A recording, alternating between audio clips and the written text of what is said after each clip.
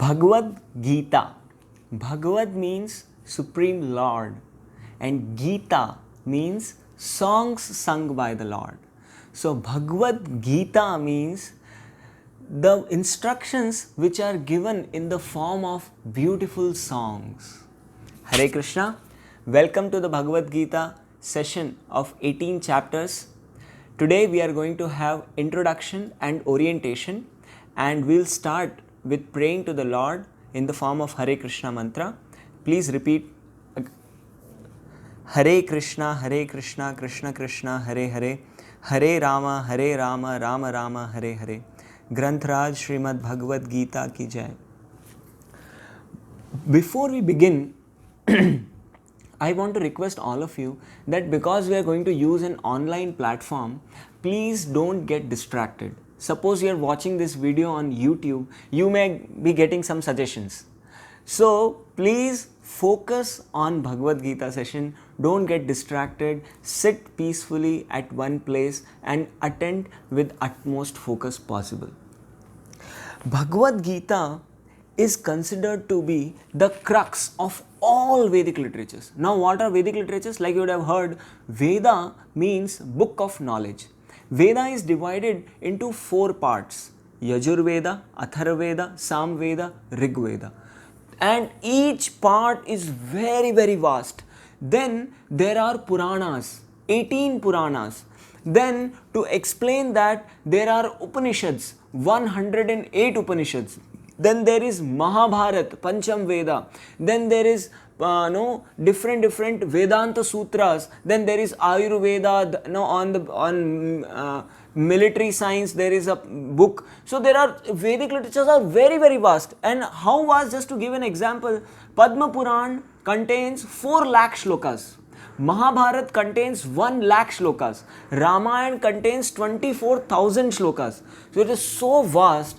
There is a dictionary, Vedic dictionary called Nirukti. To understand Vedas, you need to understand first the grammar, Sanskrit grammar. That grammar itself takes 12 years to understand. Now you imagine, if we really want to understand all books of knowledge, how much time it will take.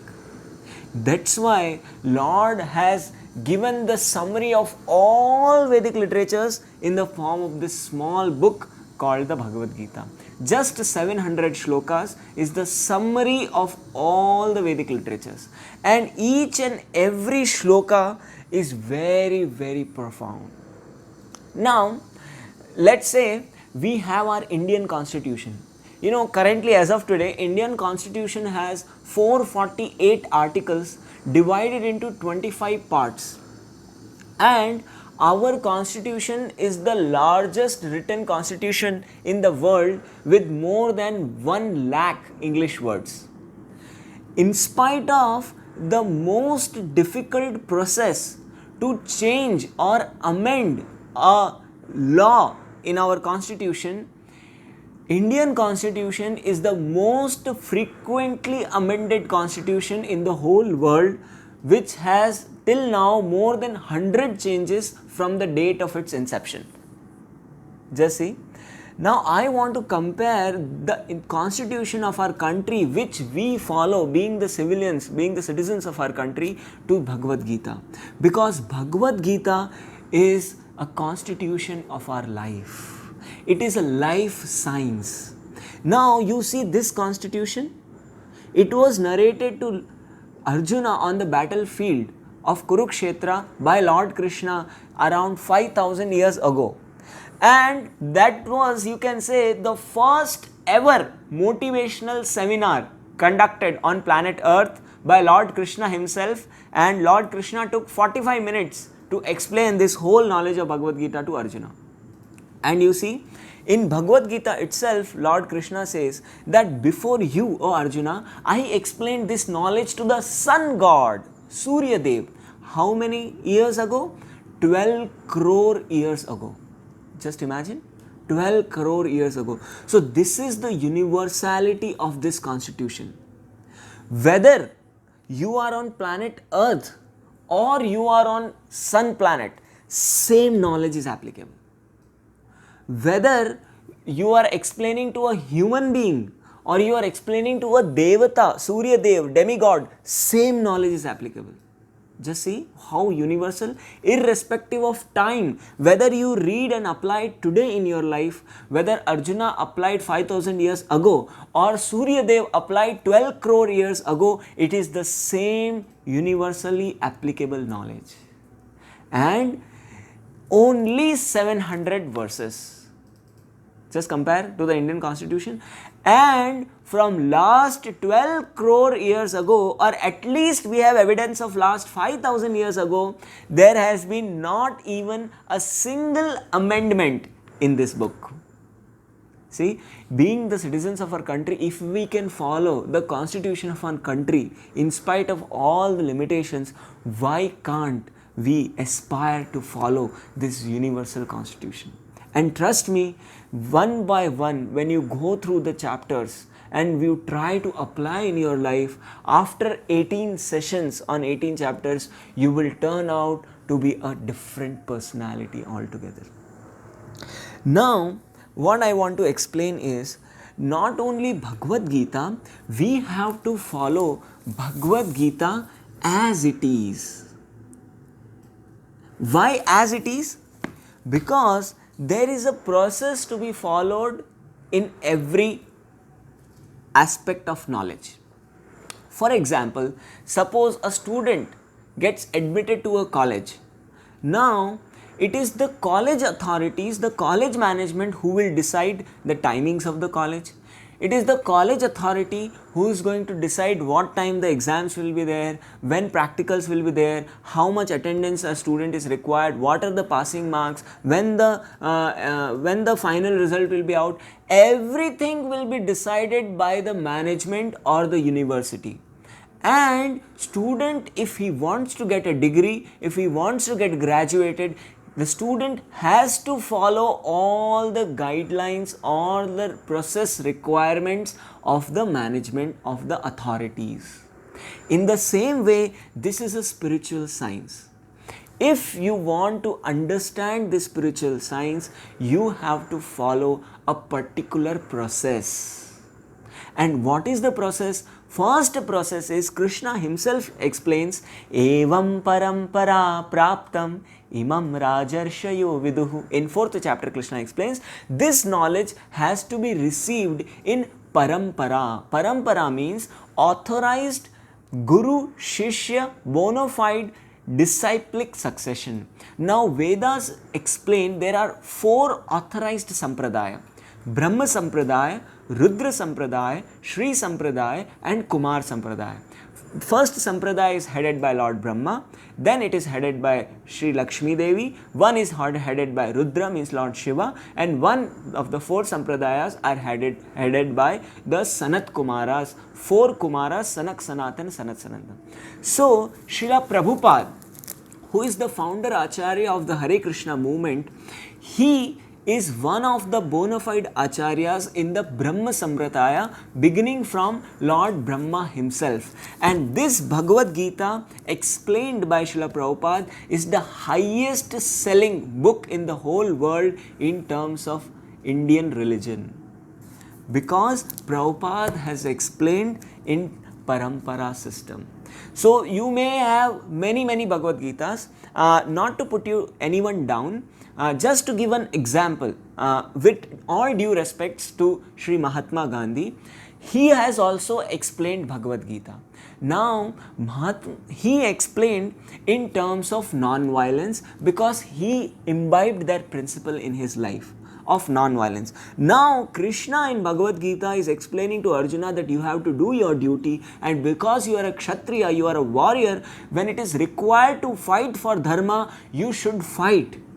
But he has written in terms of non-violence. So if we read Bhagavad Gita of any person, anyone who doesn't come in parampara, the real knowledge will be lost. So we have to read Bhagavad Gita from a parampara acharya, especially like Srila Prabhupada. That's why it is written Bhagavad Gita as it is. Now, another important process is you have to set a kind of consciousness. What is that consciousness? There are three modes in which we work. Everything is there in three modes: goodness, passion, and ignorance. We should be in the mode of goodness. Everything what we do in the mode of is can be divided into these three categories. For example, the food we eat, very fresh fruits, fruit juices, fresh vegetables, they are all considered to be in the mode of goodness. Very sour, very sweet, very spicy, extra fried, they are considered to be in the mode of passion. And non-vegetarian food, liquor, such things are considered to be in the mode of ignorance. So please try to be in mode of goodness. Like getting up early in the morning is in the mode of goodness. Taking bath twice a day keeps you in the mode of goodness. Touch of water makes us in the mode of goodness. So these 18 sessions, I request you, the process to be followed is, please maintain a mode of goodness in your life. When you will read Bhagavad Gita, it is like you are kindling fire. Now, if you will do any such activity which does not comply with the spiritual principles, it is like pouring water. So you ignite the fire through the sessions and then again you will pour water, it is not going to work. Another important thing is chanting Hare Krishna Mahamantra. Krishna says in Bhagavad Gita, Bhaktya mam abhijanati. At another place he says, Bhaktosi me sakha cheti. Rahasyam me tad uttamam. This uttama rahasya, this topmost secret, who can understand? Bhakto asi. Bhaktya. Bhaktya means a devotee. So what is the qualification to understand Bhagavad Gita? We should try to become devotee of Lord Krishna. Then you must chant Hare Krishna Mahamantra. The prescribed number of rounds, you should chant the Mahamantra Hare Krishna, Krishna Krishna, Hare Hare, Hare Rama, Rama Rama, Hare Hare. And there are 4 regulative principles which helps us in spiritual understanding and which advances our consciousness. They are no meat eating, no illicit sex, no gambling, and no intoxication. Please try to follow all these 4 regulative principles in these 18 sessions, and it will be very good if you continue to follow. Now, you should be a monk. I am not saying that you should leave your clothes and wear saffron robes and you should shave off your head like me. No. Be a monk in consciousness, in our consciousness. Develop that godly qualities. When we will be in association with God, we will automatically develop such godly qualities. So please try to maintain, please try to regulate your life, and in that way it will help you more and more in understanding this knowledge. This is like a manual.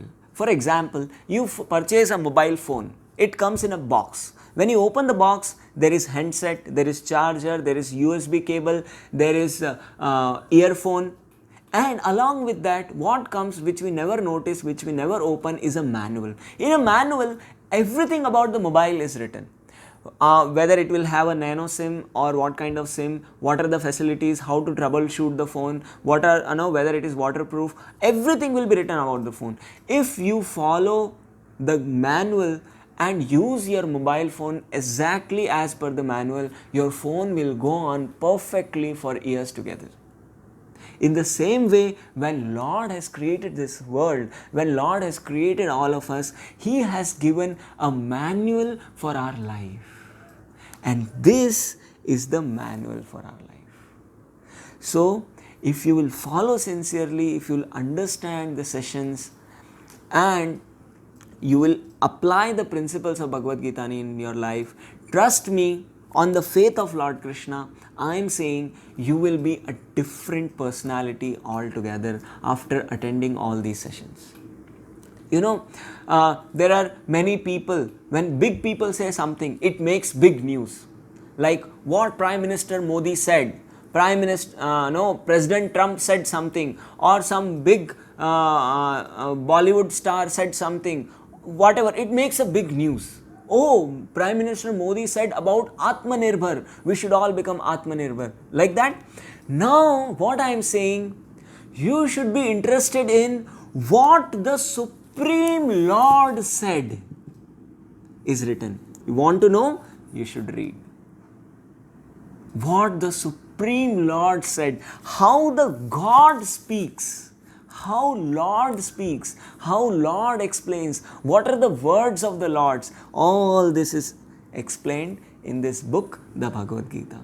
So I hope you will follow all the guidelines and the process which is explained by me. If you have any queries and doubts, you can contact us. We will try to explain you. We will meet in the first session of the Bhagavad Gita. Thank you very much.